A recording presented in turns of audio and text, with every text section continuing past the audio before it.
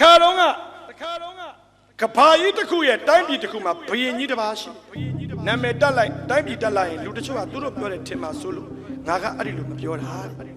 အဲ့ဒီဘယင်ကဘယင်ဖြစ်ရှင်လွန်းလို့အကိုတွေဦးလေးတွေအဖေတွေကိုတတ်ပြီးဘယင်လှုပ်လာတယ်သူ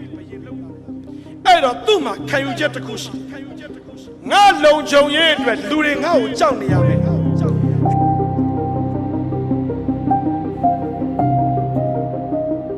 လက်စတတ်တော့အသင်ဟာဒုက္ခိတတယောက်လည်းဖြစ်တယ်ကို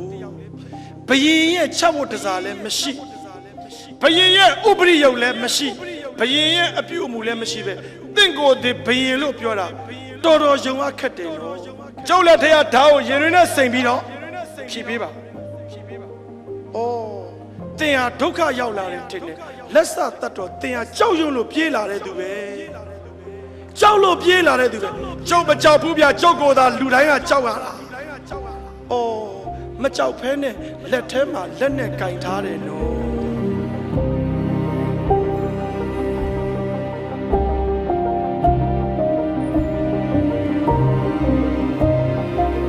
ခေါင်းစဉ်ကအချိန်ခုံယုံအချိန်ဆိုတာခုံယုံတော့အချိန်ကိုကြောက်လို့အလိမ်အကောက်တွေနဲ့တိမ်အောက်မှာအိမ်ဆောက်ပြီးတူတူပုံနှံကစားနေကြတယ်ဘလောက်ပဲပုံသူ့နှလုံးခုံတန်ကမြန်သလားမှန်သလားတရားသူကြီးကအချိန်လိမ်လို့မရဘူးနော်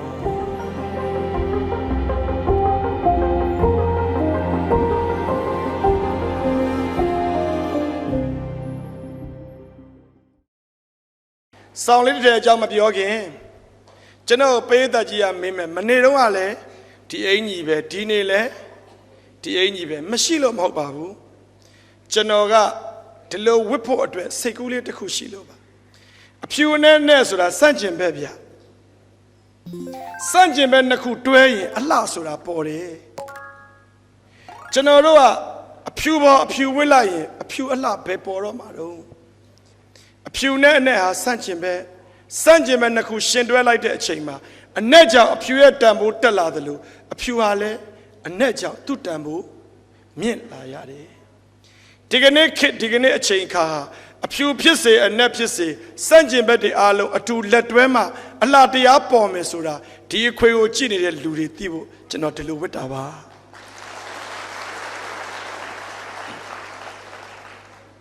ထားတော့ဒါနံပါတ်1ဒီလိုအဖြူနဲ့အနဲ့ဝတ်တိုင်းကျွန်တော်ထွေးတဲ့သချင်းလေးကိုစိတ်ထဲအမြဲဆိုမိတယ်ကျွန်တော်ငယ်တုန်းကအဖြူရောင်အင်ကြီးလေးကိုတကယ်စိတ်ဆွဲနှစ်သက်စွာအမြဲတမ်းဝတ်တတ်တယ်အချိန်တွေကုန်လွန်ခဲ့ပေါ်ကျွန်တော်လည်းအရွယ်ရောက်ပြီးဖြူစင်လာသောအင်ကြီးလေးဝတ်ဖို့ရှက်လာတယ်ငယ်တုန်းကနှလုံးသားအဖြူပေါ်မှာအင်ကြီးအဖြူလေးနဲ့ကလေးဘဝတဖြည်းဖြည်းနဲ့အသက်တွေကြီးဆယ်တန်းကျောင်းသားကြီးတွေဖြစ်တက္ကသိုလ်ကျောင်းသားကြီးတွေဖြစ်အလုပ်အကိုင်နဲ့ရောက်အရှာရှိကြီးတွေဖြစ်လွတ်တော်ကိုယ်စားလှယ်ကြီးတွေဖြစ်အဖြူရောင်အင်ကြီးလေးဝတ်တိုင်းငယ်တုန်းကလို့ဖြူစင်တဲ့နှလုံးသားတွေရှိသေးရဲ့လားလို့လေကျွန်တော်ဒီနေရာကသတိပေးတိုက်တွန်းနှိုးဆော်မေးလိုက်ချင်ပါတယ်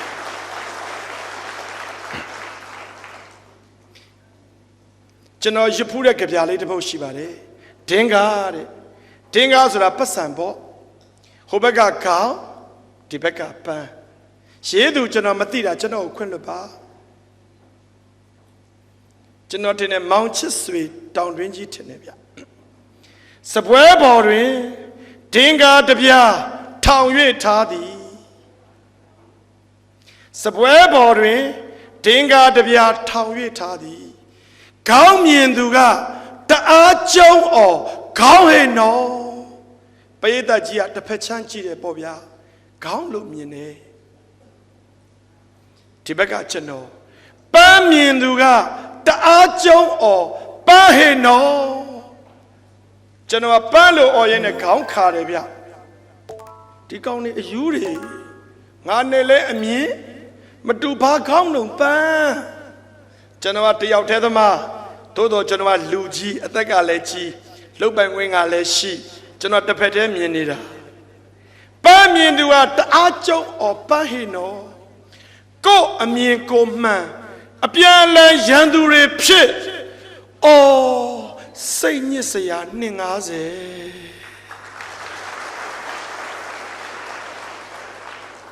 ထောင်ထားခြင်းကခေါင်းပန်းလာဟု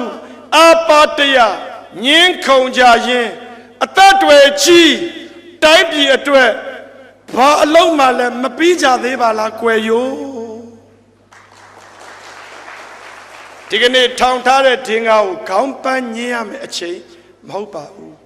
ပတ်စံတစ်ခုမှအဖြူနဲ့အနဲ့လိုပဲပန်းရှိတဲ့အတွက်ခေါင်းဟာတန်ဖိုးရှိနေတာနှစ်ဖက်စလုံးခေါင်းကြည့်ဆိုဘယ်လှမလဲဗျာနှစ်ဖက်စလုံးပန်းကြည့်ဆိုလဲဘယ်လှမလဲဒါကြောင့်ကျွန်တော်ဒီကနေ့အဖြူအနဲ့မနေ့ကလည်းအဖြူအနဲ့နဲ့ကျွန်တော်စင်မော်တက်လာတာပါကဲကျွန်တော်ရဲ့ဆောင်းကလေးအကြောင်းပြောကြပါစို့ပုံမလင်းလင်းပြောကြပါစို့ဗျာ89ခုနှစ်မှာကျွန်တော်နဲ့ကျွန်တော်မိန်းမမင်္ဂလာဆောင်မယ်လို့ပတ်စံနေစုကြတယ်ဒေါ်တန်ရောစင်တွေပေါ့သူကကျောင်းဆရာမကျွန်တော်ကတော့နေစားဝန်ထမ်းအလုပ်သမားလေးပေါ့စုထားတဲ့ပတ်စံမမျော်လင့်မဲနဲ့89မှာအိမ်တော်မပြုတ်ပြဘူး89နိုဝင်ဘာမှာအိမ်တော်ပြုတ်ပြတယ်တရခန်ကတော့ဥနေဝင်မြပတ်စံနေသူကတရားမဝင်လဲကြီးညာလိုက်ကောကျွန်တော်တို့မှာပတ်စံ6300ဘာမှလုပ်လို့မရတော့ဘူးကျွန်တော်မိန်းမအဲ့ဒီပတ်စံအခုထိသိမ်းထားတယ်။နှွေရသည်ရောက်တိုင်းသူဘီရိုရှင်းတိုင်းအဲ့ဒီပတ်စံကိုသိမ်းတော့ကျွန်တော်ကပြောရတယ်ငါမိန်းမသုံးမရတဲ့ပတ်စံဘာလို့သိမ်းထားတာလဲဆိုတော့ဒီပတ်စံကသုံးမရပြီမဲ့သမိုင်းတန်ဖို့အကြီးကြီးရှိတယ်နော်တဲ့ဒီပတ်စံထဲမှာလာမဲ့မတ်လ23ရက်နေ့မှာကြာဆုံးသွားတဲ့ဒီပတ်စံထဲမှာဖုံးမော်ရဲ့ဝိညာဉ်တွေရှိတယ်လေကျွန်တော်မိန်းမသုံးမရတဲ့ပတ်စံတွေသုံးတာမရတာသမိုင်းတန်ဖို့ရှိတဲ့သူသိမ်းထားတယ်ကျွန်တော်နဲ့ကျွန်တော်မိန်းမကတငယ်ချင်းတွေပါမင်္ဂလာဆောင်စားဆင်းရဲချွတ်တယ်ပါတယ်ဂရင်အစုပ်ကလေးပေါ်မှာနည်းနည်းလေးလှုပ်ရင်တော့ကွိလို့မြည်တဲ့ဂရင်လေးပေါ်ကျွန်တော်တို့မင်္ဂလာဦးညကိုဘယ်လိုဖြတ်သန်းမလဲအိမ်တော်တွေစဉ်းစားကြည့်ပါခေါင်းအစုပ်ကလေးကိုစောင်းအစုပ်လေးတစ်ထည်အတူချုံကျွန်တော်အစဲလေးတစ်ပုတ်ရေးဘူးပါတယ်အဲ့ဒီတော့ကကျင်နာလိုက်ကြတာလေလင်မယား2ယောက်နိုဝင်ဘာလမှာမင်္ဂလာဆောင်တဲ့ကျွန်တော်တို့နိုဝင်ဘာ26ဒီဇင်ဘာဆိုတဲ့လာကြီးကိုဘယ်လိုဖြတ်သန်းကြတော့ကျွန်တော်များအရက်ရှည်ရှည်နဲ့ကွေးလိုက်ရင်အရက်ပုတ်ပြက်ကျွန်တော်အမျိုးသမီးစောင်းလွတ်ပြီးအေးသွားမလားကျွန်တော်မှချမ်းရက်နဲ့မကွေးရဘူးစောင်းကိုလွတ်မချုံရဘူးငါများဆွဲလိုက်ရင်သူများအေးမလားသူများဆွဲလိုက်ရင်ငါများအေးမလားသူ့ရင်ဝင်နှွေးကြောင့်သူ့ကိုငွေနဲ့ကျွန်တော်နှွေးတယ်လို့ကျွန်တော်ကိုငွေနဲ့လည်းသူနှွေးခဲ့တယ်သူ့ရဲ့ပေါင်နှွေးလေးနဲ့ကျွန်တော်ရဲ့ပေါင်နှွေးလေးထိပြီးညအိတ်ခဲ့ရတာတကယ်ကိုတဘာဝကြလိုက်တာချမ်းလဲချမ်းသာလာတော့ तू ကစောင်းတစ်ထဲကိုကစောင်းတစ်ထဲသိချမ်းသာလာတော့ तू ကအိတ်ခမ်းတစ်ခုကိုကအိတ်ခမ်းတစ်ခုအော်ပတ်စံချမ်းသာလာတော့လေအထိပ္ပယ်မဲ့တာတွေအများကြီးပါလားငွေမရှိခင်တော့ရှိတဲ့ကျင်နာမှုတွေငွေလဲရှိသွားရောကျင်နာခြင်းတွေကိုပတ်စံနဲ့ပြန်ဝယ်လို့မရဘူးကျင်နာခြင်းတွေဟာရံဖန်ရံခါဆင်းရဲဒုက္ခချားထဲမှာလဲကြောချင်းကပ်ရင်ချင်းအတဲ့ကျင်နာမှုတွေရှိတယ်ဆိုတာကျွန်တော်သိခဲ့ဘူးတယ်ဒီလိုနဲ့စာပေဟောပြောပွဲတွေအမြဲသွားရတဲ့ကာလရောက်တော့ကျွန်တော်နဲ့ကျွန်တော်မိန်းမအတူအိတ်ကြတာသူကကျွန်တော်ပြန်လာတော့စောင်းလေးကျွန်တော်ခြုံတဲ့စောင်းလေးတွေကိုသူဝင်လာရင်းနဲ့ကြပြလေးတစ်ပုတ်ရွတ်ပြတယ်စောင်းမောင်နဲ့မေအတူခြုံတော့နှွေးလင်မယားချစ်တဲ့စေးတဲ့ကိုကိုမောင်ဆောင်မောင်နဲ့မေရင်ချင်းအပျော်လင်မယားအောင်သွယ်တော်တဲ့ကိုကိုသူကအဲ့ဒီကြပြလေးရွတ်တော့ကျွန်တော်ကလည်းအလိုက်သိရတာပေါ့လေဒီလိုနဲ့ကျွန်တော်တို့စောင်းညတွေကိုဖြတ်တန်းခဲ့ရင်းနဲ့ဒီကနေ့စောင်းကလေးတစ်ထည်အကြောင်းပြောချင်တာပါကျွန်တော်ရဲ့မိန်းမကတော့အိမ်မောကျနေတဲ့အချိန်ကျွန်တော်တွေးမိတာလေးရှိတယ်ဒီဆောင်ကိုကျွန်တော်မိန်းမခြုံပေးမှမဟုတ်ဘူးပထမဦးဆုံးကျွန်တော်ကိုခြုံပေးခဲ့ဘူးတဲ့ဆောင်အဖွားရဲ့ဆောင်ကျွန်တော်ငငယ်အဖွားနဲ့အတူအိတ်တာအဖွားရင်ဝင်ထဲမှာကျွန်တော်စောင်းတစ်ထည်ထဲမှာအ ဖွားရင်ဝင်နဲ့ကျွန်တော်အိတ်ခဲ့ဘူးတယ်အဖွားပြောတဲ့ပုံပြင်နေအများကြီးကျွန်တော်စောင်းလေးတစ်ထည်အောက်မှာနားထောင်ဘူးတယ်ကဲစောင်းလေးတစ်ထည်ချစ်သူအောက်ကစောင်းလေးရရင်ခုန်တန်တွေလင်မယားချစ်တဲ့စေအဖွားပေးတဲ့စောင်းကြဒီလိုဗျအဖွားကပြောဘူးတယ်ငါမြည်တဲ့သူများပစ္စည်းဥစ္စာမခိုးရဘူးမခိုးတာမကောင်းတာနဲ့ပတ်သက်လို့ပုံပြင်လေးတစ်ပုတ်ပြောပြမယ်တခါတော့ကတောထဲမှာမြောက်တွေရှိတယ်မြောက်ဆိုတာငပြောသီးစားတာငါမြည်ရဲ့သိတာပေါ့ဒါပေမဲ့အဲ့ဒီတည်းကမြောက်3-4ကောင်အသက်ကြီးကြီးမြောက်3-4ကောင်ကငပြောသီးစားတာအာမရလို့ရွာထဲသွားပြီးပဲခိုးစားတယ်ပဲခိုးစားတဲ့အကောင်ကြီးကြီးမြောက်တရားပဲအရသာကိုသိတော့သူ့မြောက်တငယ်ချင်းတွေကပြောတယ်ဟိတ်ကောင်သူများပဲတွေခိုးစားတာမကောင်းဘူးငါတို့မြောက်ဆိုတာငပြောသီးပဲစားရတယ်လေမင်းတို့မစားဘူးသေးလို့ပါဆိုသူတို့အစင်သင်ခိုးလာတဲ့ပဲတွေကိုမြောက်တွေကိုကျွေးလိုက်တာမြောက်တရားလဲစားကြည့်တာပေါ့ပုတ်ပါတာမြောက်မျိုးနေမှာပေါ့အမေငပြောသီးကချိုပေမဲ့မင်းပဲလေးကစိမ့်တိတ်အီတီတီလေးစားကောင်းနေကွာမင်းတို့ညခိုးရင်ငါလည်းခေါ်အောင်ဒီလိုနဲ့မြောက်စုကြီးမှာတဖြည်းဖြည်းနဲ့ပဲခိုးစားတဲ့မြောက်တွေများလာတော့တယ်အဲ့ဒီအခါမှာခိုးနီးတင်နန်းပေးရတာပေါ့ခိုးလေခိုးတာရှိတဲ့မြောက်တရားအဲ့ဒီမှာ question out တယ်ဆရာကြီးခမညာလူတွေရဲ့ပဲကိုခိုးစားတယ်ဆိုတော့အဲ့ဒီလူတွေကပဲတွေကိုပုတ်ထဲချီတဲ့ထဲတဲ့အခါအဲ့ဒီပုတ်ထဲချီတဲ့ဘေးမှာအမြဲတမ်းအိတ်နေတဲ့အိမ်အဆောင်ခွေးတွေရှိတယ်လေအဲ့ဒီခွေးတွေရန်ကိုဘလို့ကာကွယ်မလဲမြောက်ခေါင်းဆောင်ကြီးကပြောတယ်မပူပါနဲ့ကွာအဲ့ဒီပဲပိုင်ရှင်ကလူတွေခွေးတွေကအဆောင်ဆိုတာသိတဲ့အတိုင်းပဲတခုခုပေးလိုက်ရင်ဖောက်ပြန်လေဖောက်ပြန်တာရှိတယ်ဒါဆိုဘယ်လိုလုပ်ရမလဲအေးညလူချေတိတ်တဲ့အချိန်ဈေးထဲကိုသွားအကျွင်းကြံဖြစ်နေတဲ့ငါးရိုးတွေအမဲရိုးတွေစိတ်ရိုးတွေအညီအဟောက်တွေကိုယူခွေးတွေကိုပြစ်ပြီးကျွေး3-5ချိန်လောက်ကျွေးရင်ခွေးတွေနဲ့ငါတို့နဲ့အဆင်ပြေပြီဒါဆိုငါတို့လိုချင်တဲ့ပဲခိုးလို့ရပြီပေါ့အဲ့ဒါနဲ့အဆောင်ဖြစ်တဲ့ခွေးတွေကိုမြောက်တွေကအညီအဟောက်တွေပြစ်ကျွေးရင်းနဲ့ခွေးတွေလုံးဝမဟောင်တော့ဘူးမြောက်တွေခိုးသမျှကိုအမီလေးနမ်းပြီးခွေးတွေကကြည်နေရင်နဲ့ပုတ်ထဲကြည်ထဲမှာပဲတွေတော်နဲလာတယ်ဘယ်သူမှမရိပ်မိဘူးတနေ့ကျပုတ်ထဲကြည်ထဲကိုတက်ပြီးစော့တဲ့ကလေးလေးကမြင်တော့အိမ်ကိုပြောတယ်အဖေတို့အမေတို့ပဲတွေရှိတော့ဘူးဗျဟာငါတို့ရွာမှာတခိုးလည်းမရှိပါဘူးဘယ်လိုလုပ်ပဲတွေပြောင်းရတာတော့တယောက်တော့ခိုးတာဖြစ်မယ်ဒီနေ့ညငါတို့စောင့်မယ်ဟဲ့အဲ့တော့အိမ်ရှင်အဖိုးကြီးကပြောတယ်မစောင့်မှနဲ့ကွာခွေးတွေငွေထားတာပဲဘယ်ဖြစ်မလဲအဖရဲ့ဒီအိမ်ရှင်ကကျွန်တော်တို့လေဒီပဲတွေတာဖို့ကျွန်တော်တို့ရှိတာအဆောင်နေနေတယ်ကျွန်တော်တို့ဖြစ်မလားဒီခွေးတွေနေတယ်ဘာပဲဖြစ်ဒီနေ့ညငါတို့တအိမ်လုံးပဲတခိုးတွေစောင့်မယ်ဆိုစောင့်ကြတာဒုတ်တွေဓားတွေနဲ့အမလေးညတစ်ချက်2နာရီလောက်လဲရောက်ရောအရှိဘက်ကနေမြောက်ဖြူတအုပ်စုအရှိဘက်ကမြောက်ဖြူတွေဆွေးနဲ့ခုံဆင်းလာတာအမလေးအိမ်မှာမွေးထားတဲ့ခွေးတွေကအမိတွေကိုနမ်းလို့မြောက်ဖြူတွေဝင်လာတာမြင်တိုင်းဒီလိုပဲအနောက်ဘက်ခြံစည်းရိုးကလည်းအမွေးရှည်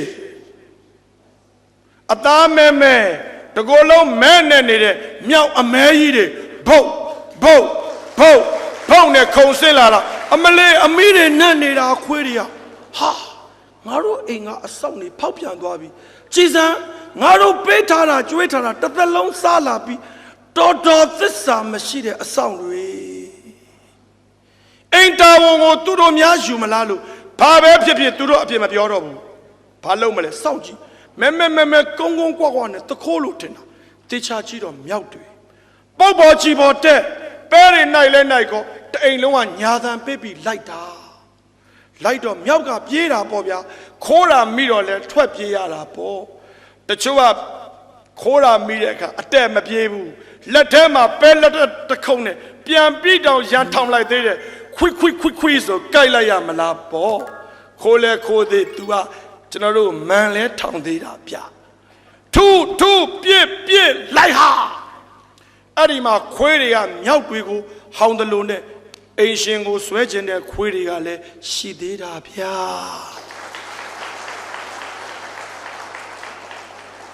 အဲ့ဒီခါမှာမြောက်တရားပြေးနေမြောက်ခေါင်းဆောင်ကြီးကိုမေးတယ်ဆရာကြီးအိမ်ရှင်တွေကျုပ်တို့ပဲခိုးစားတာမိပြီကျုပ်တို့ဘာလုပ်ရမလဲလက်ပေါ်ပဲတွေလည်းအောက်ကိုပြုတ်ကျသွားပြီပြုတ်ကျသွားရင်ကုန်းကောက်လိုက်ဖို့ကွာ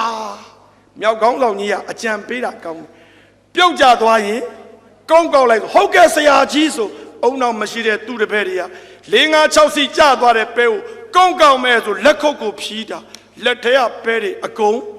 ကျသွားဟာဆရာကြီးခမရဘလို့လောက်တာတော့ပဲတွေအကုန်ကျသွားပြီ sorry ပဲခေါင်းဆောင်စကား sorry ပဲပြေးရင်နဲ့ထယံနာရောက်လာပြီတစ်ပင်နေနာရောက်လာပြီဘာလို့ရမှမသိဘူးဆရာကြီးကျွန်တော်တို့ဘလို့လောက်ရမလဲအေးငါလည်းအဲ့ဒါစဉ်းစားနေတာအဲ့ဒီခါမှာအင်ရှင်မရှိတဲ့အမေကြီးကကြည်နေသူတို့လက်ခုပ်ထဲမှာရှိတဲ့ပဲတွေခြံစည်းရိုးနာပြစ်ချထားခဲ့ရမှာဘာလို့တော့ဖွားရဲ့ကျွန်တော်ကမေးတာမြောက်ဆိုတာတစ်ပင်မော်တက်ပြေးရမှာလေခြံစည်းရိုးပေါ်တက်ပြေးရမှာအချိန်တိုင်းအဲ့ဒီပဲတွေငါတို့ရဲ့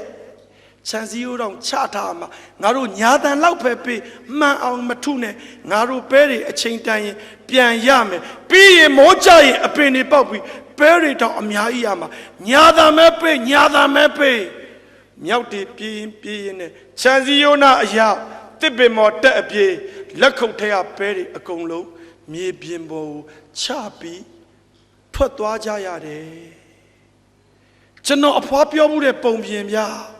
ကျွန်တော်ဒီကနေ့ဒီပုံပြင်လေးကိုဘာလို့ပြောနေမိမှန်းကျွန်တော်မသိဘူးကျွန်တော်ဒီပုံပြင်မှရွေးပြီးဘာကြောင့်သတိရမိနေတာလဲဟုတ်ပါတယ်သူများပစ္စည်းခိုးတာမကောင်းဘူးအချိန်တန်ရင်ထားခဲ့ကြရမှာဒါကြောင့်ကျွန်တော်ကဆရာတင်မိုးကိုလည်းခုံပြုခြင်းလို့ပဲခိုးစားတဲ့မြောက်တွေနဲ့ပတ်သက်တဲ့ကြပြလေးတစ်ပုဒ်ကျွန်တော်ရွတ်ချင်လာတယ်ဗျာခေါင်းစဉ်ကအချိန်ခုံယုံနဲ့အချိန်ဆိုတာခုံယုံတော့အချိန်ကိုကြောက်လို့အလိမ်အကောက်တွေနဲ့တိမ်အောက်မှာအိမ်ဆောက်ပြီးတူပုံနှံကစားနေကြတယ်အချိန်ကိုကြောက်လို့အလိမ်အကောက်တွေနဲ့တိမ်အောက်မှာအိမ်ဆောက်ပြီးတူပုံနှံကစားနေကြတယ်ဘလောက်ဖဲပုံသူ့နှလုံးခုံတန်ကမြန်သလားမှန်သလားတရားသူကြီးကအချိန်လိမ်လို့မရဘူးနော်အချိန်ကအဆုံးအဖြတ်မှုအရှုံးအမြတ်တွက်ရဝဲခက်ပါတယ်ကွယ်သူတို့အရေးအချိန်ခုံရုံးမှာလိမ်လို့ပုံလို့မရလောက်သမျှရင်ဆိုင်ဒုက္ခကပင်တိုင်မှုရှင်ပြိုင်မှုမရဲမကြခင်ဖင်ထိုင်လို့လဲမှာကျွန်တော်တို့မြင်ကြရပါလိမ့်မယ်ခင်ဗျာဒါကတော့အဖွားချုပ်ပေးတဲ့ဆောင်းကလေးဒါပြည့်ရင်အဖိုးချုပ်ပေးတဲ့ဆောင်းရောမရှိဘူးလားရှိတာပေါ့ကျွန်တော်အဖိုးကဘာခေါ်မလဲဗျာဟိုလိုဘိုးတော့မဟုတ်တက်ရေးဘိုးကြီးခေါ်မလားဘလို့ဘိုးအရစ်ကနေ3ရက်ကနေဘိုးဖြစ်တာမျိုးဒုတိယကမ္ဘာစစ်တပ်တော်ဗိုလ်ချုပ်အောင်ဆန်းနဲ့ကြီးပါတယ်တပ်ထဲဝင်ရင်တဖြည်းဖြည်းတပ်ထဲမှာပြင်စင်ယူကနေရဲဘက်ကိုပြောင်းရဲအုပ်ဖြစ်ကျွန်တော်အဖိုးကအရက်လက်တိတ်တောက်တယ်ကျွန်တော်အဖိုးကဗိုလ်ချုပ်အောင်ဆန်းနဲ့4-5နှစ်လောက်ကြီးတယ်ဗိုလ်ချုပ်အောင်ဆန်းကိုတိတ်ချစ်တယ်အဖိုးအမြဲရွတ်ပြတဲ့ကြပြတစ်ပုဒ်ရှိတယ်ဗိုလ်ချုပ်အောင်ဆန်းတို့ကြာဆုံးပြီးသူရွတ်တဲ့ကြပြအောင်ကျော်ရေးမင်းသေးသွားတာဖြေးသားပါတယ်မင်းမှနယ်ချက်လက်ချက်မို့ကျွန်တော်ငငယ်ရမေးတယ်အောင်ကျော်ရေးဆိုတော့အရက်ထက်ကိုအောင်ကျော်ဆိုတဲ့လူကိုပြောတာမှတ်တာဟုတ်ဘူးတဲ့ဒီမဲငါမြည်ရတဲ့1916 ဖေဖော်ဝါရီ29မှာမွေးတဲ့ဟင်္ဒရာအင်္ဂပူဘက်ကမဇလီကုန်းရွာသား1938 1300ပြည့်အရေးတော်ပုံဒီဇင်ဘာလ20ရက်နေ့မှာပြည်တိရှာတွေဒုံနေရမြင်းနဲ့အကန်ခံရပြီးဒီဇင်ဘာ22ရက်မှာကြာဆုံးသွားတဲ့ကိုအောင်ကျော်သေတာကိုအဖိုးကဘာလို့ဖြေတာလားလို့ကိုအောင်ကျော်ကိုတတ်တာဘယ်သူလုံးမြအင်္ဂလိပ်ပြည်တိရှာတတ်တာဘိုးအောင်ကျော်ကိုတတ်တာအဖိုးကဖြေတာတဲ့ဒါပြင်အဖိုးကဘာများမဖြေတာလို့လေဘိုးကျော်အောင်ဆန်းတို့သေတာကြငါမဖြေတာဘူးတဲ့ဘာလို့လို့အဖိုးဗမာချင်းတတ်လို့ကွာဗမာချင်းတတ်လို့ तू မဖြေတာလားဟုတ်ပါတယ် ကျွန်တော်အဖိုး1960တော်လိုင်းကောင်စီမတ်လမှာတဲ့ June July 7 8ရန်ကုန်တက္ကသိုလ်ကျောင်းသားသမဂ္ဂကြီးဖြိုပြီးကျောင်းသားတွေသွေးမြေကျပြီးတည်တဲ့အချိန်အဖိုးဒီကဗျာကိုရွတ်ပြန်တယ်အောင်ကျော်ရေမင်းသေးသွားတာဖြေးသားပါတယ်မင်းမနေချက်လက်ချက်မို့အခုဗမာချင်းတတ်နေကြပြန်ပြီ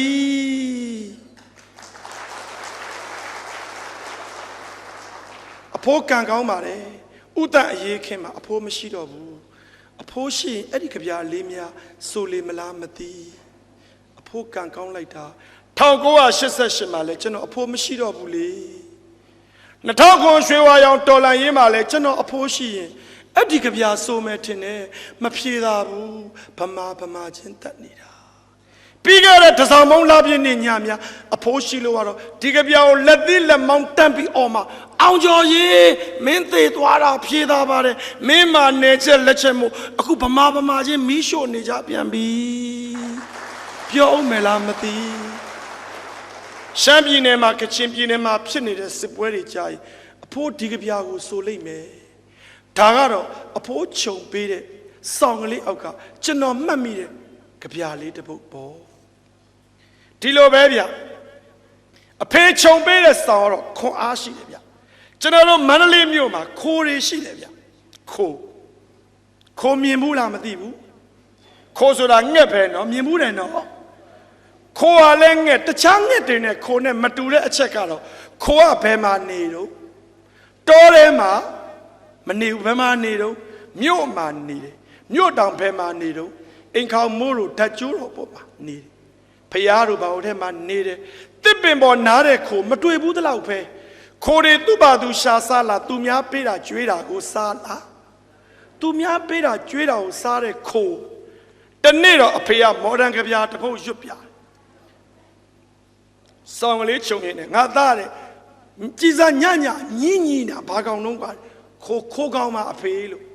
ဆောင်းလေးခြုံနေတယ်ငယ်လေးတုန်းကမှတ်မိတယ်ကျွန်တော်6တန်း9တန်းဖြစ်မယ်ထင်တယ်မင်းကကြပြားတစ်ပုတ်ရွတ်ပြမယ်ခိုးသူတို့မှာအတောင်မှန်တစုံရှိရနဲ့ကောင်းကင်ကိုပြန်တက်ဖို့စိတ်ကူးမရှိကြဘူးခိုးသူတို့မှာအတောင်မှန်တစုံရှိရနဲ့ဟောအမြင့်ကိုပြန်တက်ဖို့လဲတတ္တိမမွေးကြဘူးခိုးဓာတ်ကြိုးပေါ်မှာနာအိမ်ခေါင်ပေါ်မှာနေသူများပေးတာကျွေးတာကိုစားအလကားခိုးကောင်တွေကျွန်တော်နားမလဲဘူးဗျအဖေရွတ်တယ်ခင်ဗျအဖေကအဲ့ဒီလိုရွတ်တိုင်းကျွန်တော်ကိုလက်ညှိုးထိုးရွတ်တာဗျခိုးကောင်းကင်မှာခိုးသူတို့မှာအတောင်မှန်တစုံရှိရနဲ့ကောင်းကင်ကိုပြန်တက်ဖို့စိတ်ကူးမရှိကြဘူးခိုးသူတို့မှာအတောင်မှန်တစုံရှိရနဲ့ဟောမြင်ကြီးကိုပြန်တက်ဖို့လဲတတ္တိမမွေးကြဘူးခိုးဓာတ်ကြိုးပေါ်မှာနာအိမ်ခေါင်ပေါ်မှာနေသူများပေးတာကျွေးတာကိုကပ်ပြီးစားအလကားခိုးကောင်တွေ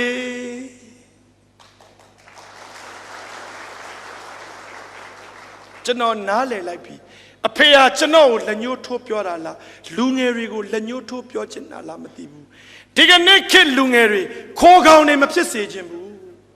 မင်းတို့မှာအတောင်မှန်တစုံရှိရနဲ့ဘာလို့ကောင်းကင်ကိုပြန်တက်ဖို့စိတ်ကူးမရှိကြတာတော့အတောင်မှန်တစုံရှိရနဲ့လူငယ်အပေါင်းတို့ဟောမြင်ကြီးကိုပြန်တက်ဖို့ဘာကြောင့်တတ္တိမမွေးတာတော့အဖေအမေကျွေးတာပေးတာကိုစားရောက်ကမှပေးတာကျွေးတာကိုကပ်ပြီးစားနေတယ်အလကားခေါ်ကောင်နေမင်းတို့ငါတို့ဖြစ်နေကြပြီလားကြည်စမ်းမအောင်အဖေခြုံပေးတဲ့ဆောင်းကလေးအောက်ကကြပြားလေးတစ်ပုဒ်အမှန်ကတော့ကျွန်တော်မိမဆောင်းလေးခြုံပြီးအိပ်ပျော်နေခြင်းကျွန်တော်ကဆောင်းလေးတွေကထွက်ပြီးဆောင်းနေအကြောင်းစဉ်းစားနေတာဆိုကြပါစို့စာပေဟောပြောပွဲတွေသွားတော့နယ်တွေသွားရတဲ့အခါအစင်ရမ်းပြေတယ်ဗျတာချီလိတ်ကတော့ကျွန်တော်တို့ကောင်းကောင်းထားတယ်တခါအားနာလောက်အောင်ဝယ်ပေးတာဗျာပစ္စည်းမနိုင်မာတော့စိုးရတယ်တကယ်ကိုတစ်ဆိုရဲ့ကျွန်တော်တကယ်လဲကျေးဇူးတင်တယ်ဟိုမလို့ချင်မှုလို့မပြောပါဘူးเนาะလူဆိုတာဒါအယိုးသားပြောတာပါကျွန်တော်လည်းပြည့်စုံတဲ့လူတယောက်ပါသို့တော့ကိုယ့်ကိုချစ်လို့ခင်လို့မြတ်မြတ်နေလို့ပေးတာလေးတော့ဘာပြောလေတစ်ဖက်လဲစိတ်ချမ်းသာကိုယ်လည်းလိုချင်တာပေါ့ ဒီစိတ်လေးတော့ရှိတာအမှန်ပါအရန်အဆင်ပြေတယ်တချို့နေရာတွေမှာတကယ်ပါစိုက်ကယ်ကြီးနဲ့မိုင်30လောက်သွားတဲ့ခရီးတွေတခါတည်းဖုန်းကြီးเจ้าမှာအိပ်ရတာတွေရှိတယ်တနေ့တော့တောင်ပေါ်ဒေသကဘုန်းကြီးเจ้าတစ်เจ้าမှာတဲကြရတယ်တိုင်းရင်းသားကြီးပါမှာကျွန်တော်ရှမ်းတို့ကချင်တို့ချင်းတို့လို့မပြောချင်တာတောင်ပေါ်ဒေသတိုင်းရင်းသားတွေကိုစားပြုချင်လို့ပါရဟန်းတော်ကနေပြီးကျွန်တော်ကိုစောင်းလေးခြုံပေးရင်းနဲ့နှွေးတယ်ဖေဟာတခါကြီးဟိုတဲ့ဝတ္ထုတစ်ပုဒ်ပြောပြမယ်တဲ့ပြီးရင်ရေးနော်တဲ့ပြောပါဖေဟာစောင်းလေးတွေကနေပြီးဘုံဘုံကလည်းစောင်းလေးခြုံပြီးနှစ်ယောက်သားစကားပြောကြသူပြောတဲ့ဝတ္ထုလေးပြပြပါရစေဒီလိုကွာတင်မဖေဟာလို့တခါတော့ကဘာကြီးတစ်ခုရဲ့တိုင်းပြည်တစ်ခုမှာဘယင်ကြီးတစ်ပါးရှိအရှင်ဘေးကဘာလို့ကဘာနာမည်တွေတိုင်းပြည်နာမည်တွေဘယင်နာမည်တွေမပြောတာတော့ဝဏီတော်အရာပေါ့ကွာတဲ့အစွန်းထွက်သွားမှာဆိုလို့နာမည်တက်လိုက်တိုင်းပြည်တက်လိုက်ရင်လူတချို့ကသူတို့ပြောတဲ့ထင်မှာဆိုလို့ငါကအဲ့ဒီလိုမပြောတာတဲ့ကဘာကြီးတစ်ခုရဲ့တိုင်းပြည်တစ်ခုကဘယင်တစ်ပါးရှိအဲ့ဒီဘယင်ကဘယင်ဖြစ်ချင်လွန်းလို့အကိုတွေဦးလေးတွေအဖေတွေကိုတတ်ပြီးဘယင်လှုပ်လာတဲ့သူအဲ့တော့သူ့မှာခံယူချက်တစ်ခုရှိတယ်ငါလုံခြုံရေးအတွက်လူတွေငါ့ကိုကြောက်နေရမယ်လူတွေငါ့ကိုကြောက်နေခြင်းကငါလုံခြုံရေးပဲငါတို့တိုင်းပြည်ငြိမ်းချမ်းဖို့အတွက်ငါတို့တိုင်းပြည်နဲ့ကပ်နေတဲ့နိုင်ငံတွေငါတို့တိုင်းပြည်ကိုကြောက်နေရမယ်ငါတို့တိုင်းပြည်ကိုအိမ်နီးချင်းနိုင်ငံတွေကြောက်ရွံ့နေခြင်းကငါတို့တိုင်းပြည်ရဲ့ငြိမ်းချမ်းရေးနဲ့လုံခြုံရေးပဲဒါကြောင့်စစ်တိုက်ရမယ်ပြည်သူပြည်သားတွေလည်းစစ်ပညာတွေသင်ပြီးတော့စစ်တိုက်ဖို့ပဲသူကအမြဲတိုက်တွန်းပြီးစစ်အမြဲတိုက်တာစစ်တိုက်လေတိုက်တာရှိတော့စစ်တိုက်တာကျွမ်းတာပေါ့အင်ပါယာကြီးကတဖြည်းဖြည်းကြီးလာလိုက်တာသူ့ပြည်တွင်းကလူတွေကလည်းကြောက်တယ်ဒီဘုရင်ကြီးကိုရဲဆက်တတ်တာကိုတိုက်ပွဲတစ်ခါများဖြစ်ရင်လေအဲ့ဒီဘုရင်ရဲ့လက်ကဓာသွေးဘလောင်များစွန်းနေတယ်လဲဆိုရင်ရင်နှွေးနဲ့စိန်ပြီးလက်ကိုခွာရလောက်အောင်စစ်ပွဲတိုက်ခဲ့တဲ့ဘုရင်ဖေးနိုင်ငံတွေကလည်းကြောက်လွန်းလို့အခွန်ဆက်တာပြီးနေရတဲ့ဘုရင်တရက်တော့စစ်တိုက်ပြီးမျက်စိလဲလမ်းမ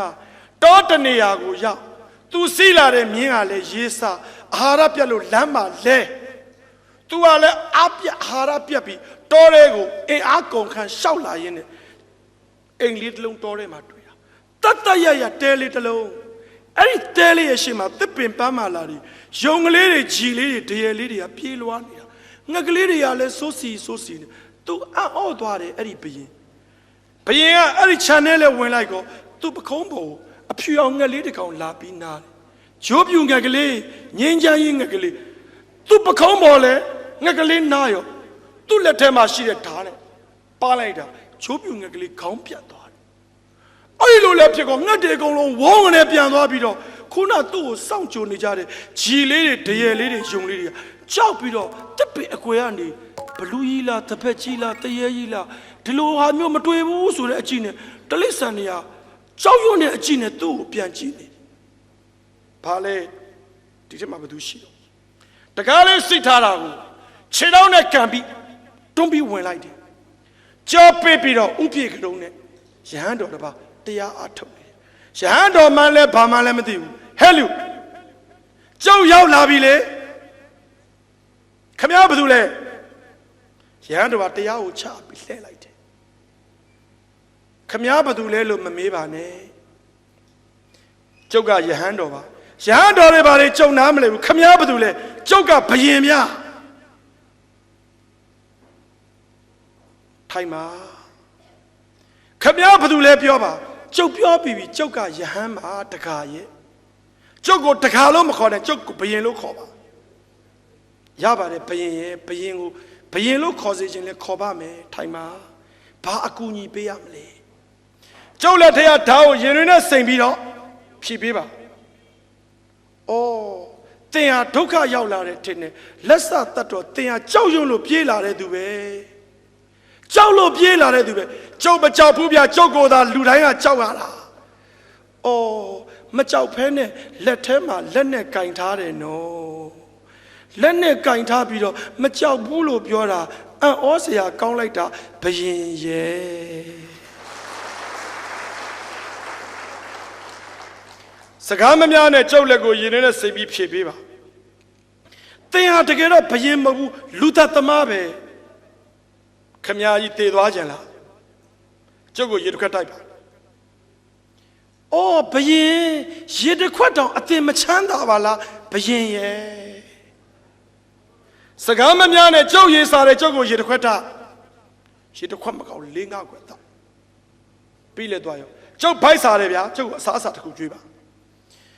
လက်စတတ်တော့အသင်ဟာဒုက္ခိတတယောက်လည်းဖြစ်တကူဘယင်ရဲ့ချက်ဖို့တစားလည်းမရှိဘယင်ရဲ့ဥပရိယုတ်လည်းမရှိဘယင်ရဲ့အပြုအမူလည်းမရှိပဲတင့်ကိုယ်ဒီဘယင်လို့ပြောတာ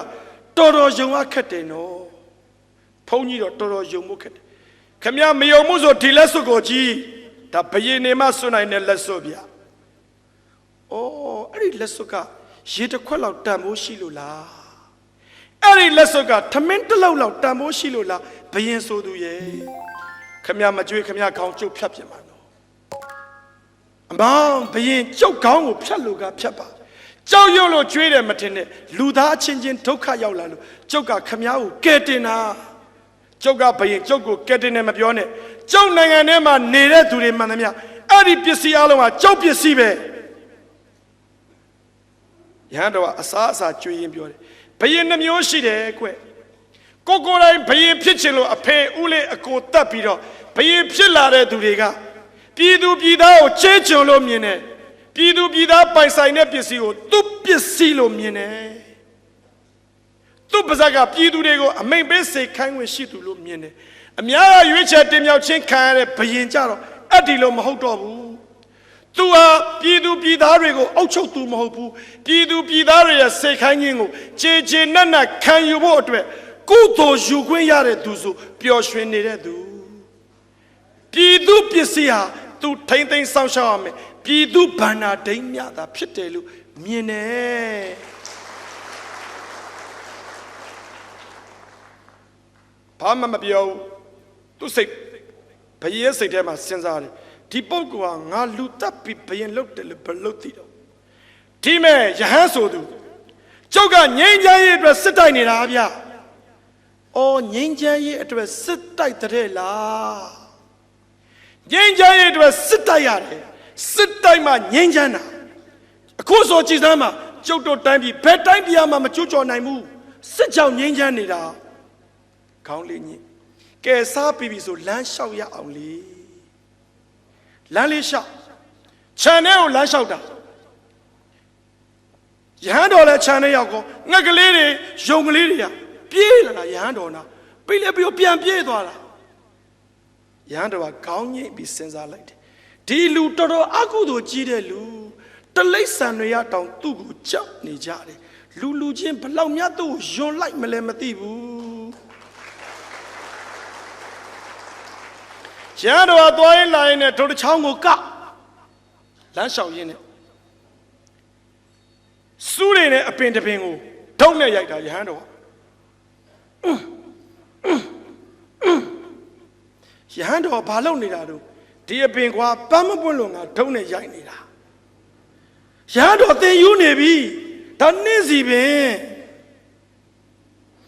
ဆွမ်းရဟန်းတော်နေ့စီပင်ထုံးနဲ့ရိုက်လို့ပွင့်မလားဟပန်းဆိုပွင့်လေထုံးနဲ့ရိုက်လို့နေ့စီပင်ပွင့်မလားရဟန်းရဲ့သင်ယူနေပြီနောက်ထပ်3ချက်ရိုက်တော့အဲ့ဒီဘယင်ဆိုသူကဒုတ်ကိုယူလွတ်ပြလိုက်ဒုတ်နဲ့ရိုက်လို့ပန်းမပွင့်ဘူးပန်းပွင့်ခြင်းရင်ရေတို့မြေတို့မြေစီတို့ရေကြီးတို့နေကြီးတို့ပေးရတယ်ဘယင်ကပြောတာအဲ့ဒီခါမှာရဟန်းတော်ကပြုံးပြီးခေါင်းငိမ့်တယ်ဒီမဲ့ဘယင်ဆိုသူကျုပ်သိတာပေါ့ဟောဒီအပင်ကနေစီပင်မှန်းလဲကျုပ်သိတယ်ဒုတ်နဲ့ရိုက်လို့ပန်းနေမပွင့်မှန်းလဲကျုပ်သိတယ်ပန်းပွင့်ခြင်းဟောဒီနေစီပင်ရဲ့လိုအပ်ချက်ဖြစ်တဲ့နေကြီးပေးပါရေကြီးပေးပါမြေစီကျွေးပါကျုပ်သိတာပေါ့ဘယင်ရဲ့ဒါဖြစ်ဘာလို့ထုံးနဲ့ရိုက်နေတာတော့သင်လဲဘာထူးတော့ငြိမ်းချမ်းရေးအတွက်စစ်တိုက်နေတာကျုပ်နေစီပင်တွေကိုထုံးနဲ့ရိုက်နေတာ ਨੇ အတူတူပဲလေဘယင်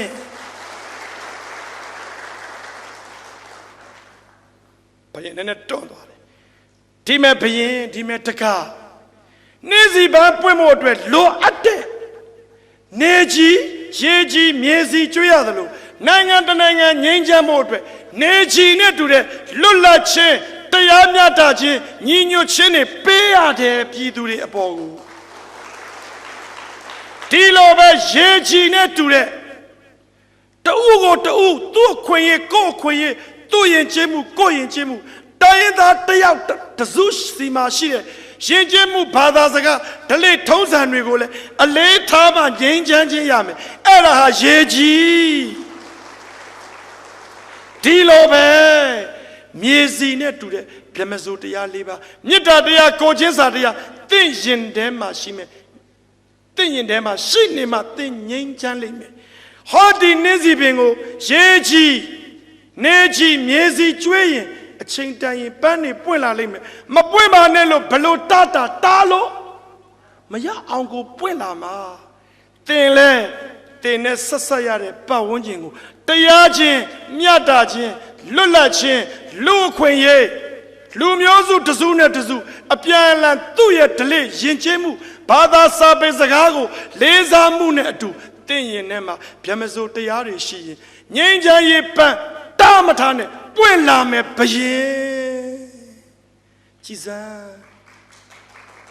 တိုင်းရင်သာဖုံဖုံတပါပြောတဲ့စကား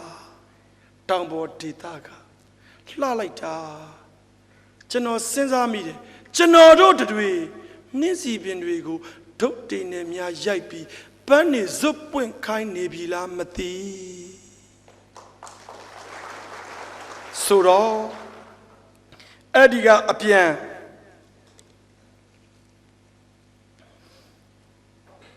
ကျွန်တော်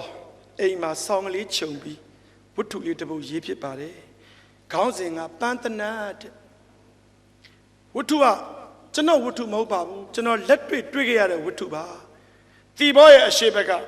တော်တော်ကိုခေါင်တဲ့ရွာလေးတွေ့ရဟောပြောပွဲရောက်သွားတယ်ဟောပြောပွဲကပရိသတ်မများပါဘူးပရိသတ်ကလည်းတိတ်ပြီးစကားမပေါက်ဘူးပြောရတာဟောပြောပွဲက2ယောက်တည်းပြောတော့10နာရီလောက်ပြီးတော့အေးချမ်းချမ်းနဲ့မိဘုံပေးမှာဝိုင်းထိုင်ပြီးစကားပြောရင်းနဲ့ကလေးတွေမေးတဲ့မေကွန်ကျွန်တော်ကိုဖြေခိုင်းတာကျွန်တော်ကဟောပြောပွဲမှာပြောပြီးတော့စကားမပြောချင်တော့နင်တို့ကိုငါမေးတာဖြေမင်းတို့တွေဘာဖြစ်ချင်လဲဘာကြောင့်ဖြစ်ချင်တာလဲပြောကဲ4ယောက်ပြောရမယ်ကျွန်တော်ကပထမဆုံးចောင်းသူစန်ခတ်ချောအမျိုးသမီးလေးတစ်ယောက်တက်လာတဲ့တိုင်းရင်သူလေးပြုံလေးနဲ့သမီးရတဲ့အခုစိတ်သက်ကတူတက်နေတာတဲ့ဟာတော်လိုက်လားသမီးလို့မင်းကလေးဆေးချောင်းရတာတော်လို့ဗျာလို့သမီးကဆေးချောင်းပြီးရင်စပ်ပြီးတော့ပညာယူအောင်ပါသမီးကဘာဖြစ်ချင်တာလို့သမီးကကလေးထုခုဆရာဝန်သိဖြစ်ချင်တယ်ဘာကြောင့်ဖြစ်ချင်တာတော့သမီးကလေးထုခုကပတ်စံတအားရတယ်ဆရာရဲ့သိလားနည်းနည်းလေးကြည့်လိုက်ရင်လူတွေကပတ်စံသိမသုံးချင်ဘူးကလေးဆိုတအားသုံးတာဆရာရဲ့သိလားတောင်းတလောက်ပေးတာအပြန်ဆိုလေကလေးချင်အောင်နဲ့ပတ်စံကိုတိမ့်ပြီးယူလာသမီးမျက်စိရှိတယ်မြင်နေတာဆရာရဲ့ပြီးရင်ကလေးကစားဆရာပစ္စည်းလေဈေးတင်ပြီးရောင်းလို့ရသေးတယ်ဆရာရဲ့ကလေးထုခုဖြစ်ချင်တာတဲ့ကျွန်တော်တော်စိတ်ညစ်သွားတယ်ပတ်စံလိုချင်လို့တဲ့အေးသမီးစင်တော်လို့နောက်တစ်ယောက်သူကလည်းတက်လာတာဆရာတဲ့ကျွန်တော်ကတဲ့မန္တလေး GTC မှာတက်နေတာပါအေးကောင်းတော့ပေါ့ကွာလို့မင်းကဘာဖြစ်ချင်တာလို့ကျွန်တော်10မြောင်းအင်ဂျင်နီယာဖြစ်ချင်တာဗျာဘာကြောင့်ဖြစ်ချင်တာလို့ကျွန်တော်တငယ်ချင်းအဖေက10မြောင်းအင်ဂျင်နီယာဆရာရဲ့တိတ်ချမ်းသာတာဆရာတောင်ကြီးမှာလည်းတိုက်နှလုံးမန္တလေးမှာလည်းတိုက်နှလုံးရန်ကုန်မှာလည်းတိုက်နှလုံးနေပြည်တော်မှာလည်းတိုက်နှလုံးမော်တော်ကားဆိုတာ8စီးလောက်ရှိတယ်ဆရာ10မြောင်းအင်ဂျင်နီယာထောတယ်ဆရာရဲ့ဒါ10မြောင်းအင်ဂျင်နီယာလုံပါတယ်လူငယ်တွေကိုကျွန်တော်အပြစ်မတင်ဘူးဂျာမနီနိုင်ငံမှာရေးထားပါတယ်ကျွန်တော်နိုင်ငံလိုအများကြီးမရေးဘူးလူငယ်တို့သည်လူကြီးများထံမှတင်ယူနေကြသည်တဲ့လူငယ်တွေကလူကြီးထံကတင်ယူနေတာနော်ပြီးခဲ့တဲ့ခေတ်ကျွန်တော်ကြုတ်တော့လူငယ်တွေကိုလူကြီးတွေဘာတွေတင်ပေးလိုက်တော့စဉ်းစားစရာသိကောင်းတယ်တင်ပေးလိုက်ကြပြီတော်ဝမ်းနေစရာကောင်းတယ်ထားတော့နောက်တစ်ယောက်တက်လာတာဆရာတဲ့ကျွန်တော်10တန်းအောင်မှုပြတယ်အေးကောင်း10တန်းအောင်လည်းအရေးမကြီးပါဘူးကွာလို့လူလောကမှာတစ်ဖြစ်အောင်ကြိုးစားလို့ရမင်းဘာဖြစ်ချင်တာလို့ကျွန်တော်ကားမောင်းနေတာလေဘာကားတော့ကျွန်တော်10ဘိန်း12ဘိန်းကားကြီးတွေနောက်ကအတွဲပါတဲ့ကားတွေမောင်းနေတာ ဘာလို့မှာတော့ကျွန်တော်ကုံကူးမှာဆရာတဲ့ဗမာပြည်ကနေပြီးတော့အင်ချင်းကြောက်တွေတစ်တွေကျွန်တော်တရုတ်ပြည်ပို့မယ်တရုတ်ပြည်ကပစ္စည်းတွေကျွန်တော်သွင်းမယ်ဒါဆိုမြန်မြန်ချမ်းသာမယ်ဆရာကျွန်တော်တို့တိုင်းပြည်မှာအလောက်လောက်ချင်တဲ့သူနဲပြီးပတ်စံရှာတဲ့သူကများနေတယ်လူငယ်တွေစိတ်ထဲမှာအဲ့ဒါတွေဝင်နေတယ်ကျွန်တော်တို့ဆုံးရှုံးသွားပြီနောက်တစ်ယောက်ကျွန်တော်လက်ညှိုးထိုးမိလားဟိုနောက်ကချောင်းကြကြကလေးမင်းထွက်กว่าလို့သူကဂျိုင်းတောင်လေးနဲ့တက်လာသူကခြေတော်တစ်ဖက်မပါဘူးမင်းဘာဖြစ်ချင်လဲဘာလုပ်ချင်လဲပြောသူကဂျိုင်းတောင်လေးနဲ့ကျွန်တော်ကကလေးအယုတ်လှုပ်ရောင်းပါဗျာကလေးအယုတ်လှုပ်ရောင်းပါတဲ့သူကအံ့ဩစရာပဲဘာယုတ်တုံးกว่าလို့တို့တွေတောင်ပြုံးမှာရှိတဲ့ကြံချောင်းယုတ်လားဘာနုလားအုတ်ထုတ်လားစပိုက်ဒါမန်လားဟုတ်ဘူးဗျပြစ်တိုင်းတောင်ယုတ်လားဟုတ်ဘူးဗျတကြမ်းမှာကျွန်တော်သတင်းကြိုမှာဆွဲတဲ့မော်တော်ကားမျိုးလားဟုတ်ဘူးဗျကြိုက်ထီယိုမှာလောက်တဲ့တနတ်မျိုးလားတနတ်တော့တနတ်ကြိုက်ထီယိုတနတ်တော့မဟုတ်ဘူးဒါတနတ်လောက်ရောင်းပါတဲ့ဟာလာပြမီတကောင်တနတ်လောက်ရောင်းမှာပြဿနာပဲနေပေါင်းမင်းကတနတ်လောက်ရောင်းရအောင်မင်းကဘလို့လောက်မှာတော့မင်းတနတ်တာတနတ်ကသူများနဲ့မတူဘူးဗျတာတနတ်ကိုတာတီထွင်ပါတဲ့တာတဲ့တောင်ပေါ်ဒေသမှာနေတော့တနတ်တန်နေအမြဲချနေရတာအဖေရောမေရောမိုင်းထီလို့ဆုံးသွားပြီတာညီလေးကလက်ပြတ်ပြီးတာခြေတော့ပြတ်နေတာတာစစ်ပွဲတွေကိုမုန်းတယ်ဒါကြောင့်တာတနတ်လောက်ရောင်းမှာဟင်းစစ်ပွဲမုန်းပြီးတနတ်လောက်ရောင်းမှာဘလို့စကားကြီးတော့ဒီကလေးလေးကျွန်တော်စက်ပြီးနားထောင်နေမင်းတေချာပြောกว่าလို့တာတနတ်ကဒိုင်းတက်ဖဖအဲ့လိုတနတ်မျိုးမဟုတ်ဘူးကြိုက်ထီယိုတနတ်မျိုးမဟုတ်ဘူးတာတနတ်ကိုစပယ်ရှယ်တနတ်နဲ့တူအောင်လုပ်မှာချွတ်စွခွဲလို့မရတဲ့တနတ်လုံးမှာပြီးရင်တနတ်မောင်းလေးကိုဆွဲလိုက်ရင်အထဲမှာတားလေအတန်စပီကာလေးထည့်ပြီးတော့အဲ့ထဲမှာ software လေးတစ်ခုထည့်ထားမှာတမျိုးပါလားမင်းတနတ်ခွိုင်းလို့ညစ်ပြီးတော့ပြစ်လိုက်လို့ရှင်ဒိုင်းနဲ့မမြည်ဘူးတက်လည်းမမြည်ဘူးကျွန်တော်တနတ်ကဒီလိုလေးညစ်ပြီးတော့တနတ်မောင်းလို့လိုက်ရင်လေPEACE peace PEACE peace PEACE peace PEACE peace peace peace peace peace peace peace လို့မြည်တဲ့တနတ်သားလှုပ်ချင်တာကျွန်တော်ရင်ထဲထိသွားတယ်ဗျမပြီးသေးဘူး तू ကမျက်ရည်ရွှဲလဲနဲ့တာတနတ်ထဲမှာကြည်စံထက်မယ်ဟာမင်းတမျိုးပါလားမင်းကြည်စံကတာတနတ်ထဲမှာခေပွင့်လေးတွေနှင်းစီပွင့်လေးတွေကိုလုံးပြီးကြည်စံလေးလှုပ်ထားမယ်ပြီးရင်တနတ်တင်ထဲမှာရေမွေးပလင်းလေးလဲစိန်ထားအောင်မယ်တနတ်မောင်းကိုဆွဲလိုက်တိုင်းရေမွေးဘားလေးကိုဟောဒီလိုနင်းပြီးရေမွေးနဲ့လေးလဲတင်းစေမယ်ရင်ဘက်ကိုခရေပွင့်လေးတွေစပယ်ပွင့်လေးတွေနှင်းစီပွင့်ပတ်လေးတွေကပ်ပြီး peace peace peace ဆိုတဲ့တနတ်ဒါလှုပ်ချင်တာဆရာခံစားချက်နဲ့ပြောနေတာတိုင်းရင်သားနော်အေးကွာလို့မပြီးသေးဘူးတဲ့ဘာလို့တော့သာသနာကိုဒါလက်ဆောင်ပေးခြင်းနဲ့စင်တိုက်မှာအိပ်ပျော်မဲ့လူတွေအတွက်စစ်မတိုက်ဘက်မနေနိုင်ဘူးဆိုတဲ့သားတို့တိုင်းရင်သားဘက်ကလက်နဲ့ကင်နေရောဆရာတို့ဗမာဘက်ကလက်နဲ့ကင်တွေရောတနတ်ကင်ရမှာစားဝင်အိပ်ပျော်မဲ့အဲ့ဒီလက်နဲ့ကင်တွေအားလုံးကိုသားတနတ်တွေသားသွားလူမယ်ဒီတနတ်နဲ့ပြစ်ကြဒီတနတ်နဲ့ပြစ်ကြဒီတနတ်နဲ့ပြစ်ကြမပြီးသေးဘူးတာဘိုးချုပ်ကြီးမင်းအောင်လှိုင်ရဲ့မွေးနေ့ကိုသိကျင်တဲ့ဆရာဘာလို့မလို့ဘိုးချုပ်ကြီးမင်းအောင်လှိုင်မွေးနေ့ကြရင်တာတနတ်ကလေးကိုလေအဲ့ဒီဘဘဘိုးချုပ်ကြီးမင်းအောင်လှိုင်ကိုလက်ဆောင်ပေးခြင်းလို့ပါဆရာရဲ့မပြီးသေးဘူးဗျမင်းဟာများလာကြည်လားကွာတာတနတ်ကိုလေဘဘဦးသိန်းစိန်ကိုလည်းလက်ဆောင်ပေးခြင်းနဲ့ဖွားတော်အောင်ဆန်းစုကြည်ကိုလည်းလက်ဆောင်ပေးခြင်းနဲ့လွတ်တော်ကိုယ်စားလှယ်တွေကိုလည်းလက်ဆောင်ပေးခြင်းနဲ့သာသနာနဲ့သာစစ်တိုက်ကြပါအတန်လေးက peace peace peace peace သားတို့လူငယ်တွေငြိမ်းချမ်းရေးရကျင်ပါပြီဆရာဘသူအတွက်စစ်တိုက်နေကြတာလဲကျွန်တော်တို့အတွက်မဟုတ်တာတော့သိကြတယ်ဆရာရဲ့ဆောင်းကလေးတစ်ထည်အောက်မှာကျွန်တော်ရေးခဲ့တဲ့ဝတ္ထု ဒီလိုနဲ့ဟိုပုံရှမ်းပြည်တောင်ကြီးဒီဘက်ကဟိုဘက်ကတော့စီဆိုင်အဲ့ဒီသွားကြတော့ကျွန်တော်အိမ်တအိမ်မှာအိပ်ရတယ်ဗျပြီးခဲ့တဲ့နေ့ကကိုပစ္စည်းတို့အိမ်မှာအိပ်ရတယ်လို့ပေါ့ကိုပစ္စည်းတို့ကတော့တင်တောင်းတင်နေနိုင်တယ်ဟိုကတော့ဆင်းရဲရှာတယ်စာရေးဆရာ2ယောက်ကျွန်တော်အိတ်ချရောကျွန်တော်ကကြောက်ကမကောင်းတော့စီးခဏသွားရတယ်ရှူခဏပေါက်ရတယ်တစ်ချက်လောက်ကြာရှူပေါက်ချင်တော့ကျွန်တော်အထမိဖို့ကြောင့်နေရဖြတ်သွားထူးဆန်းမိဖို့ဘေးမှာသူတို့မိသားစုအိတ်နေတယ်အဖေရဲ့အမေရဲ့မိသားစု3ယောက်5ယောက်အိတ်နေကြလားပစိုးအစုပ်ကလေးခြုံလို့တချို့ကစောင်းစုပ်ကလေးခြုံလို့ကျွန်တော်တို့ကတော့စောင်းနွေးကြီးနေဗျ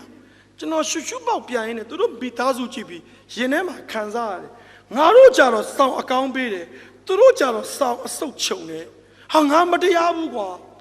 ငါမတရားဘူးငါတော့မတရားတဲ့ကောင်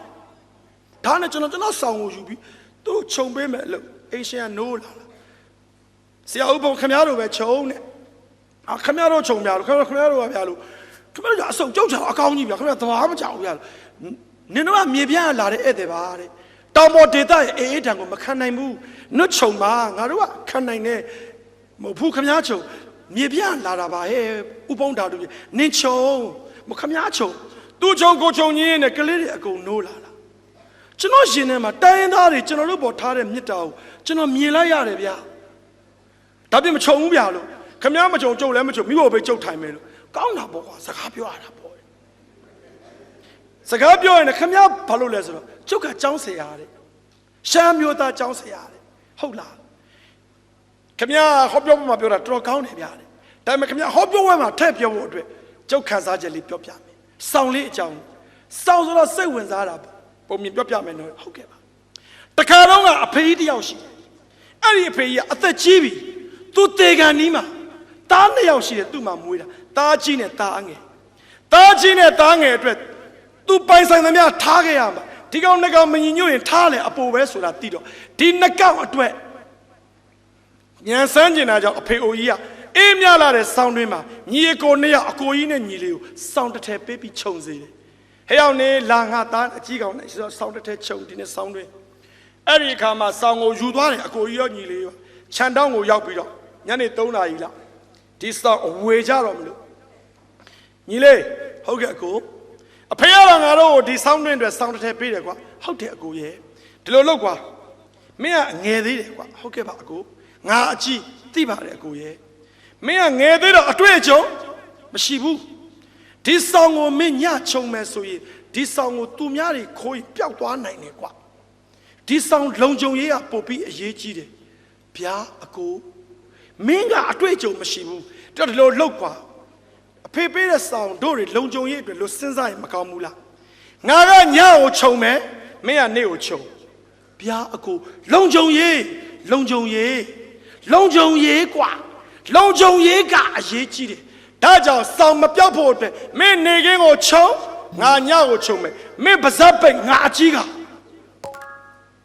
ဟာဗျာမဟာနဲ့အကိုမင်းတော့ပါဇက်ပိတ်ရအကိုကြီးကဆောင်းချုံညီလေးကဆောင်းမချုံချမ်းလိုက်တာ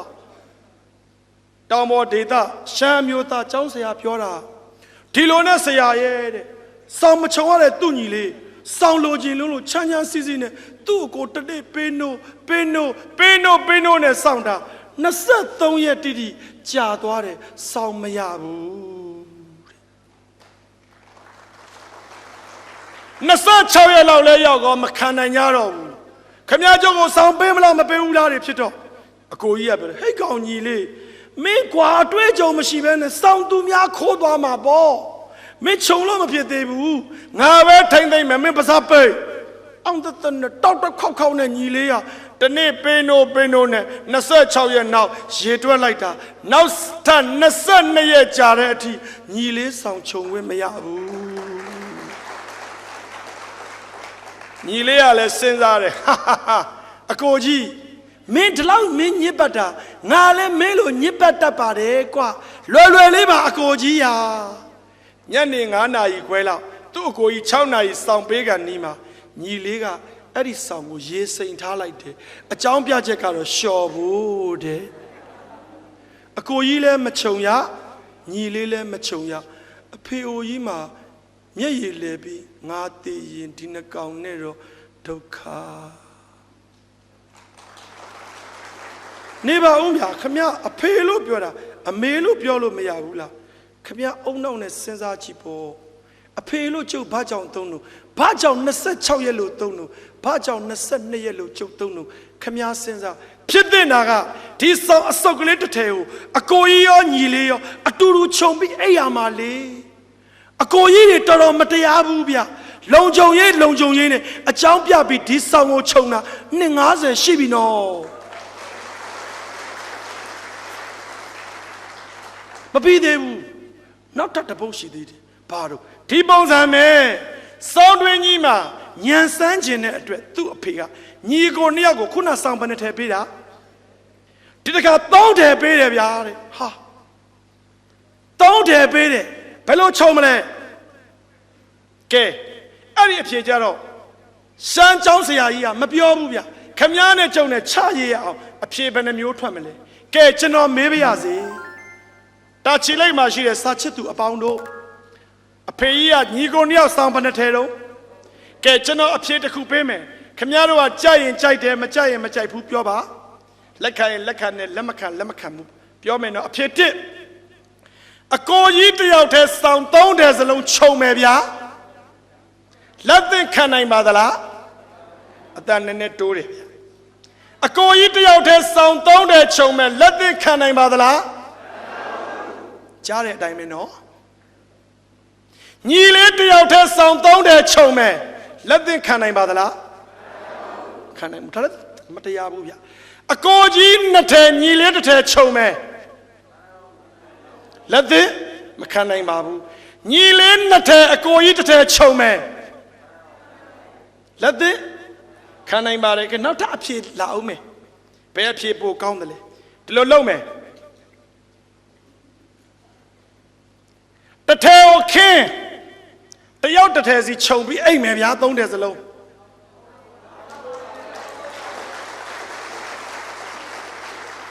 အဖြေမကုန်သေးဘူးနော်ဒီအဖြေကိုကျက်လို့လက်ခုပ်တီးမှန်းကျွန်တော်သိပါတယ်နောက်ထပ်အဖြေတွေဒီတဲ့ကောင်းရင်ဒီတဲ့ပိုကြဲတီးပေါ့ဒီလိုလုပ်မယ်အကိုကြီးတစ်ထည်ညီလေးတစ်ထည်စီခြုံကြံတဲ့တစ်ထည်ကိုခင်းမဲ့ဘူးနောင်လာနောင်သားတွေအတွက်ဗီဒီယိုထဲမှာတေးသေးချာချာသိမ်းထားမယ်နောက်ထပ်အဖြေတစ်ခုလာအောင်မယ်ဒီလိုပုံမကောင်းဘူးလားစောင်းတစ်ထည်တည်းကိုညီကို2ယောက်ဂရင်လေးတစ်လုံးပေါ်မှာအတူတူအိတ်အကိုကြီးရင်ငွေးနဲ့ညီလေးကလည်းနှွေးညီလေးရင်ငွေးနဲ့အကိုကြီးကလည်းနှွေးစောင်းလေးတစ်ထည်ကိုခေါင်းလေးတစ်လုံးဂရင်လေးတစ်လုံးနဲ့အတူတူအိတ်ပြီးကြံတဲ့စောင်းတစ်ထည်ကိုနောင်လာနောင်သားမမြင်ရသေးတဲ့ငါတို့မျိုးဆက်တစ်တွေအတွက်တိုင်ထားမယ်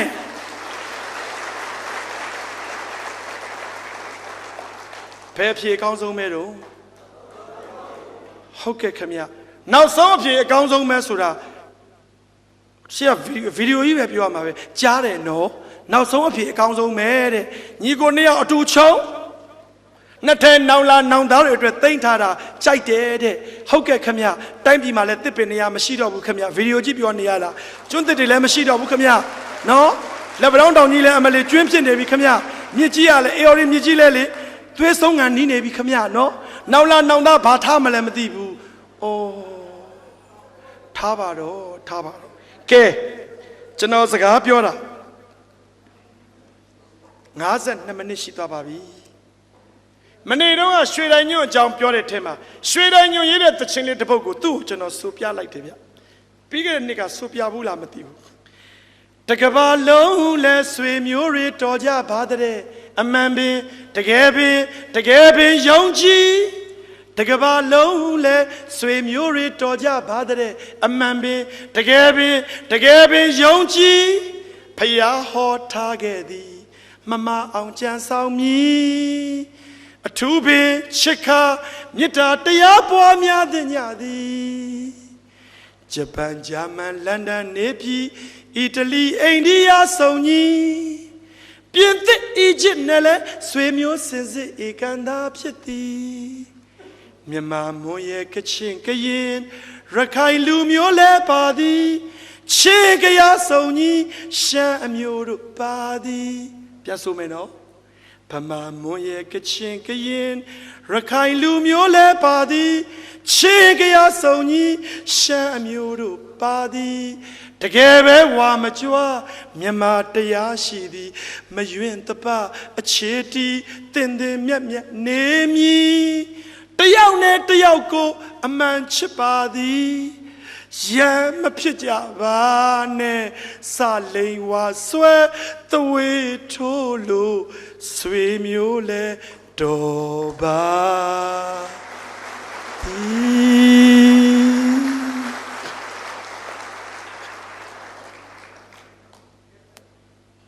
chapter တစ်ခုကြံပါသေးတယ်အဲ့ဒါကတော့ကျွန်တော်တို့ငငယ်တုန်းကစောင်းကလေးခြုံရင်ရေဒီယိုကလာနေကြသချင်းလေးတစ်ပုဒ်ပေါ့ဒါအမဆိုဒီသချင်းကြားဘူးလိမ့်မယ်ကျွန်တော်တို့အရွယ်တွေရေဒီယိုကလာတဲ့သချင်းလေးကျွန်တော်တီးလုံးလေးနဲ့တွင်းလာပါတယ်အဲ့ဒီသချင်းလေးကဒီလိုပါရွာလေကတရားအိုးတဲ့ဟိုဘက်နဲ့ဒီဘက်ရွာအလယ်မှာရှိတဲ့တရားလေးကြောင့်ဟိုဘက်ရွာဒီဘက်ရွာကူးတဲ့တရားလေးကျိုးပြက်နေတာသူပြင်းတော့ကိုပြင်းတော့နဲ့ကြည့်ခဲ့ကြတာ250နော်အဲ့ဒီတရားကလေးအတူတူပြင်ကြရအောင်ဆိုတဲ့သချင်းကလေးကိုကျွန်တော်တီးလုံးလေးနဲ့ဆိုပြရင်ကျွန်တော်စကားကိုရပ်တတ်မှာပါစောင်းကလေးအောက်ကကျွန်တော်ကြားဘူးတဲ့သချင်းလေးတစ်ပုဒ်ပေါ့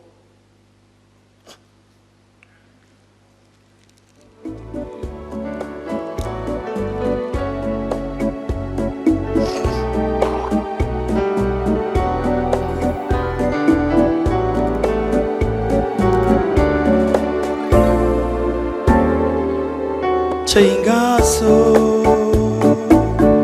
ရွာလေချောင်းပြတရားအို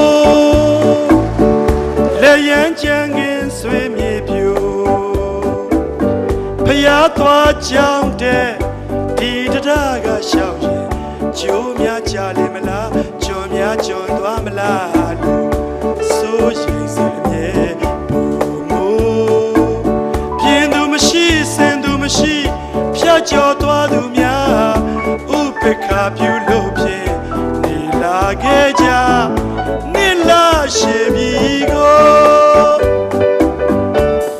တစ်ချိန်ငါဆိုရွာလေချောင်းပြတရားအိုလျံချမ်းငင်ဆွေမြေပြူဖျားသွားကြောင်းတဲ့ဒီတရားကရှောက်ရင်ကျိုးများချလိမ့်မလားကျော်များကျော်သွားမလားလို့စိုးရိမ်စိတ်အမြဲဘူမိုးပြင်းသူမရှိစင်သူမရှိဖြတ်ကျော်သွားသူများဥပေက္ခပြုလို့ဖြင့်နေလာခဲ့ကြနေလာရှိပြီကိုအခုများဆိုကိုတီကိုတွေ့အများနဲ့ဆွေးနွေးပြောဆိုစုကပေါင်းကဝိုင်းကတယောက်တလက်တလက်တအားဒူဆွဲတန်နဲ့ရိုက်ချက်ဖို့သူအိမ်ငါအိမ်တအိမ်တစ်ချက်ပြင်းတွေရသမျှကိုယူကခင်းရင်တဲ့တချင်းဆိုလူကြီးတို့ပီတီရှောဆိုဟိုတစ်ချိန်ငါတရားအိုအခုတော့နုနယ်ပြိုအသေးဖြစ်ပြီ